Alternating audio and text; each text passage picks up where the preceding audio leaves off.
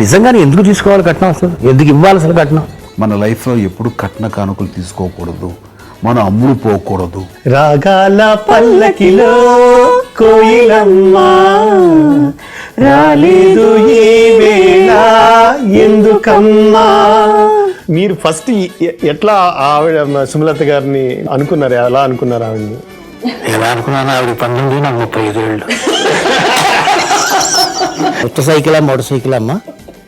ఉత్త సైకిలేనండి, ఉత్త సైకిలేనండి అయ్యా. విన్నా అందులో 50% చేయగలిగినా సరే ఇంకా మందులు కానివ్వండి, ఫిల్మ్ఫేర్ కానివ్వండి, మన ఇంటికి వచ్చే గ్యారెంటీ. ఎక్కడికక్కడ ఫీల్డ్ విరిచేసినట్టు దాన్ని కమాలు పెట్టేసి ఊపిరి తీసుకోవడం కోసం ఆ సమాసాన్ని ఎంత భ్రష్టు పట్టించి పాడేస్తున్నారో చెప్తే బాధేస్తుంది.